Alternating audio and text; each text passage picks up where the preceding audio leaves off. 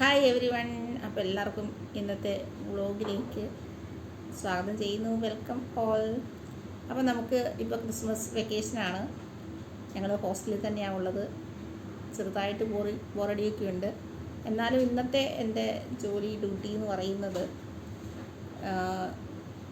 വെക്കേഷന് മുമ്പ് എക്സാം കഴിഞ്ഞിട്ടുണ്ടായിരുന്നു ഒരു ക്ലാസ്സിലെ. അപ്പോൾ പേപ്പർ നോക്കാനുണ്ട്.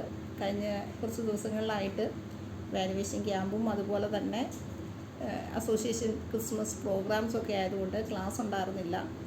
പ്രോഗ്രാംസ് ആയിട്ടാണ് ക്ലോസ് ചെയ്തത്. പ്രോഗ്രാംസ് കഴിഞ്ഞിട്ടാണ് ക്ലോസ് ചെയ്തത്.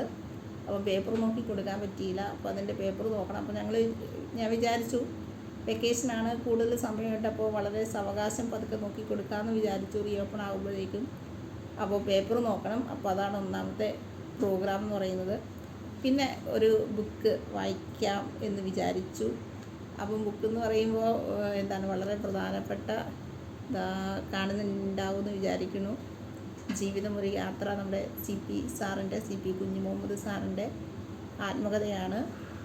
അപ്പോൾ ഞങ്ങളെപ്പോഴും പറയാറുള്ള പോലെ തന്നെ സി പി സാറ് നമ്മളെ ഇവിടെ അത്രത്തോളം നമ്മളെ സപ്പോർട്ട് ചെയ്യുന്ന ഞങ്ങളുടെ പ്രിയപ്പെട്ട സാറാണ്. നമ്മുടെ രശീദങ്ങൾ നമ്മളെ ചെടിത്തേക്ക് കൊണ്ടുവന്നപ്പോൾ, കോഴിക്കോടേക്ക് കൊണ്ടുവന്നപ്പം നമ്മളെ ഏറ്റവും അധികം സപ്പോർട്ട് ചെയ്ത് നമ്മളെ മുന്നോട്ട് കൈപിടിച്ച നമ്മുടെ പ്രിയപ്പെട്ട സി പി സാറിൻ്റെ ആത്മകഥയാണ് ജീവിതം ഒരു യാത്ര, ഒരു ബിസിനസ്സുകാരൻ്റെ ഓർമ്മക്കുറിപ്പുകൾ എന്ന ബുക്കിൻ്റെ പേര്. അപ്പോൾ അതിങ്ങനെ വായിക്കണം. കുറച്ച് ദിവസമായി കൈ കിട്ടിയിട്ട് അപ്പോൾ അതിങ്ങനെ വായിക്കണം. അതൊക്കെ തന്നെയാണ് ഇന്നത്തെ നമ്മുടെ പ്രോഗ്രാം എന്ന് പറയുന്നത്. അപ്പോൾ ഈ ബുക്ക് പബ്ലിഷ് ചെയ്തിരിക്കുന്നത് മാതൃഭൂമിയുടെ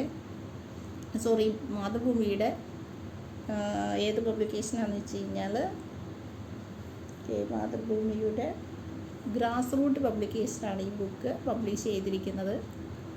അപ്പോൾ നമുക്ക് ഏതൊരു ബുക്ക് നമ്മൾ കൈ കിട്ടുമ്പോൾ അങ്ങോട്ടും ഇങ്ങോട്ടും പേജുകൾ മറിക്കും പെട്ടെന്ന് നമുക്ക് വായിക്കാനുള്ള ആവേശത്തിൽ. അപ്പോൾ നമ്മൾ പേജുകൾ മറിക്കുമ്പോൾ ഈ ബുക്കിന് നമ്മളെ പറ്റിയും കുറച്ച് കാര്യങ്ങൾ ഉണ്ട്. അത് നമ്മുടെ വളരെ നിറഞ്ഞ സന്തോഷമാണ്. കാരണം ആത്മകഥ എഴുതുമ്പോൾ സാറ് ഞങ്ങളുടെ കാര്യങ്ങൾ കൂടി ഓർത്തല്ലെങ്കിൽ നമ്മുടെ ജീവിതത്തിൽ അത്ര പ്രാധാന്യത്തോടെ കാണുന്നു എന്നത് തന്നെയാണ്. അതുകൊണ്ട് നമുക്ക് അത്രയും സന്തോഷമാണ്. അപ്പോൾ ഞങ്ങൾ ആ ഭാഗം ഞാൻ വായിച്ച് കേൾപ്പിക്കാം. അപ്പോൾ നമ്മുടെ ഈ ആത്മകഥയിൽ 65-ാമത്തെ പേജിലാണ് കനിവിൻ്റെ കരങ്ങൾ എന്ന് പറയുന്ന അധ്യായത്തിലാണ് ഞങ്ങളെ രണ്ടുപേരെ കുറിച്ച് അല്ലെങ്കിൽ ഞങ്ങളുടെ സ്റ്റോറി ഉള്ളത്. 2 സഹോദരിമാരുടെ കഥ എന്നാണ് ഹെഡിങ്. ഞാൻ വായിച്ച് കേൾപ്പിക്കാം. അതെങ്ങനെയാണ്: മസിലുകളുടെ ശക്തി ക്ഷയിക്കുന്ന മസ്കുലർ ഡിസ്ട്രോഫി എന്ന ജനിതക രോഗം ബാധിച്ച സഹോദരിമാരുടെ ദുരിത ജീവിതത്തെക്കുറിച്ച് തോട്ടത്തിൽ റഷീദാണ് ആദ്യം പറഞ്ഞത്. വയനാട് കബനിഗിരി 60 കവലയിലെ പാമ്പനാനിക്കൽ ജോണിയുടെയും മേരിയുടെയും മക്കളാണ് ജിമിയും സുമിയും. തനിയെ എഴുന്നേറ്റ് നിൽക്കാൻ പോലും കഴിയാത്ത കുട്ടികൾ. LP UP പഠനകാലത്ത് അമ്മയുടെയും മറ്റ് സഹായത്തോടെയാണ് സ്കൂളിൽ പോയിരുന്നത്. ഇവിടെ ഒരു ചെറിയൊരു കറക്ഷനുണ്ട്. സാറ് അതിൽ സുമിയാണ് ശരിക്കും പറഞ്ഞു കഴിഞ്ഞാൽ LP UP ക്ലാസ്സിൽ പോയത്. എനിക്ക് ആക്ച്വലി ക്ലാസ്സിൽ പോകാൻ പറ്റിയില്ല. രണ്ടുപേരുടെയും എഴുതി വന്ന സമയത്ത് വന്ന ചെറിയൊരു മാറ്റാൻ തോന്നുന്നു. കാരണം ഞാൻ LKG UKG ക്ലാസ്സുകളിൽ മാത്രം, അതായത് നഴ്സറി ക്ലാസ്സുകളിൽ മാത്രമായിട്ട് നടന്നു പോയിട്ട് പഠിച്ചിട്ടുണ്ടായിരുന്നത്. അതിനുശേഷം അതായത് 3 കിലോമീറ്റർ ഏറെ നടക്കാനുണ്ടായിരുന്നു. ആ വഴിയിലൂടെ നടന്നിട്ട് പോയിട്ടായിരുന്നു ചെറിയ ക്ലാസ്സുകളിൽ, അതായത് LKG UKG സെഷനിൽ പഠിച്ചിട്ടുണ്ടായിരുന്നു. തുടർന്ന് എനിക്ക് പോകാൻ പറ്റിയിട്ടില്ല. തുടർന്ന് എല്ലാ ക്ലാസ്സുകളിലും വീട്ടിൽ തന്നെ ഇരുന്നിട്ടാണ് ഞാൻ പഠിച്ചിട്ടുണ്ടായിരുന്നത്. ഞാൻ തുടർന്ന് വായിക്കാം. ഹൈസ്കൂളിലെത്തിയതോടുകൂടി അതിന് ആവാതെ വന്നു. അവരുടെ വിദ്യാലയം വീട് മാത്രമായി. വീട്ടിലിരുന്നാണ് ജിമി +2 പഠിച്ചത്. തുടർന്ന് പഠിക്കാൻ അവൾ ആഗ്രഹിച്ചു. പുൽപ്പള്ളിയിലെ കോളേജിൽ ചേർന്നു. മറ്റ് വിദ്യാർത്ഥികളെ പോലെ എല്ലാ ദിവസവും കോളേജിൽ വരണമെന്ന നിർദ്ദേശം പാലിക്കുക അവർക്ക് സാധ്യമല്ലായിരുന്നു.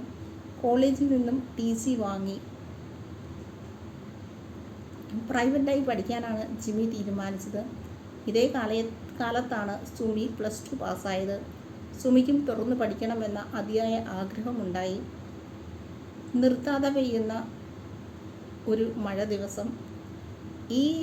ഇനി പറയുന്ന കാര്യങ്ങൾ ഏറ്റവും കുളിർമയുള്ള ഓർമ്മയായിട്ട്, അല്ലെങ്കിൽ ലൈഫിലെ വളരെ ഇമ്പോർട്ടൻ്റ് ആയിട്ടുള്ള ഏറ്റവും പ്രാധാന്യമുള്ളൊരു ദിവസമായിട്ട് എപ്പോഴും നമ്മുടെ മനസ്സിൽ ലൈവായിട്ട് നിൽക്കുന്ന കാര്യങ്ങൾ അത് മനോഹരമായിട്ട് സാറ് ബുക്കിൽ ചേർത്തിട്ടുണ്ട്. ആ ഒരു മഴയും ആ ഒരു തണുപ്പും ആ ഒരു സന്തോഷവും ആ ഒരു സമാധാനമൊക്കെ എപ്പോഴും നമ്മുടെ ലൈഫിൽ എന്നും എല്ലാ നിമിഷവും ഉണ്ട്. അത് ഞാൻ വായിക്കാം. നിർത്താതെ പെയ്യുന്ന ഒരു മഴ ദിവസം ജിമിയും സുമിയും മാതാപിതാക്കളും റഷീദിനൊപ്പം എൻ്റെ വീട്ടിൽ വന്നു. പഠിക്കാനായി നടന്നു കയറിയ പ്രയാസങ്ങൾ അവർ വിവരിച്ചു. ഉള്ളാകെ സങ്കടം നിറഞ്ഞ നിമിഷങ്ങൾ. JDT കോളേജിലെ ഏത് കോഴ്സിലേക്ക് വേണമെങ്കിലും പ്രവേശനം നൽകാമെന്ന് അവരെ ആശ്വസിപ്പിച്ചു. BA മൾട്ടിമീഡിയ കോഴ്സിന് ചേരാനായിരുന്നു ഇരുവരുടെയും ആഗ്രഹം. 2 ദിവസം കൊണ്ട് നടപടികൾ പൂർത്തിയാക്കി അഡ്മിഷൻ നൽകി. സുമിയും ജിമിയും JDTയിൽ അഡ്മിഷൻ എടുക്കുന്ന സമയം സ്പെഷ്യൽ സ്കൂളോ ഭിന്നശേഷിക്കാർക്കായുള്ള പ്രത്യേക സൗകര്യങ്ങളോ ഉണ്ടായിരുന്നില്ല. അവരുടെ വരവോടെ ചക്ര കസേരകൾക്ക് സഞ്ചരിക്കാൻ പറ്റുന്ന രീതിയിൽ കോളേജ് പരിസരം ഒരുക്കിയെടുത്തു. ആ സമയം നിർമ്മാണം പുരോഗമിച്ചിരുന്ന കെട്ടിടത്തിൻ്റെ പ്ലാനിൽ മാറ്റം വരുത്തി ഭിന്നശേഷി സൗഹൃദ സ്ഥാപനമാക്കി. 2014 ജിമി കാലിക്കറ്റ് സർവകലാശാലയിൽ നിന്നും 1ാം റാങ്കോടെയാണ് BA മൾട്ടിമീഡിയ പാസ്സായത്. സുമിയും ഉയർന്ന മാർക്ക് നേടി. ഞങ്ങൾക്ക് സന്തോഷവും അഭിമാനവും തോന്നിയ നിമിഷങ്ങൾ. അവരുടെ വരവ് സ്പെഷ്യൽ സ്കൂൾ എന്ന ആലോചനയ്ക്കും കാരണമായി. അങ്ങനെയാണ് 300ഓളം പേർക്ക് താമസിച്ച് പഠിക്കാവുന്ന സ്ഥാപനം ഉയർന്നത്. ഭിന്നശേഷിയുള്ളവരും സാമ്പത്തികമായി പിന്നോക്കമുള്ളവരുമായ വിദ്യാർത്ഥികൾ JDT സ്ഥാപനത്തിൽ പഠിക്കുന്നു. മികച്ച വിദ്യാഭ്യാസം സൗജന്യമായി നൽകുക വഴി JDT വേറിട്ട് നിൽക്കുന്നു. Nursing college, pharmacy college, physiotherapy college, special school, CBSE school എന്നിവ ഞങ്ങളുടെ കമ്മിറ്റി നിലവിൽ വന്നതിന് ശേഷം സ്ഥാപിച്ചവയാണ്. ഇവിടെയും അവസാനിക്കുന്നില്ല ഞങ്ങളുടെ സ്വപ്നങ്ങൾ. ഇതാണ് നമ്മളെ പറ്റിയിട്ട് സാറിൻ്റെ ബുക്കിൽ വന്നത്. വളരെ സന്തോഷമുണ്ട്. ഈ ബുക്ക് കംപ്ലീറ്റ് വായിച്ചു തീർക്കുക എന്നുള്ളതാണ്. വായിക്കുക, കൂടുതൽ അറിയുക എന്നൊക്കെയുള്ളതാണ് ഇന്നത്തെ നമ്മുടെ ഇന്നത്തെ ദിവസത്തിൻ്റെ പ്രത്യേകത എന്ന് പറയുന്നത്. അപ്പോൾ ഇതൊക്കെ തന്നെയാണ് ഇന്നത്തെ ഡ്യൂട്ടി. പിന്നെ ആദ്യം പറഞ്ഞല്ലോ പേപ്പർ നോക്കാനുണ്ട്. അപ്പോൾ ഇതൊക്കെ തന്നെയാണ് നമ്മുടെ ഇന്നത്തെ വിശേഷങ്ങൾ. അപ്പോൾ ബാക്കി വിശേഷങ്ങളൊക്കെ ആയിട്ട് മറ്റൊരു ദിവസം മറ്റൊരു വ്ളോഗിൽ നമുക്ക് വീണ്ടും കാണാം. Take care.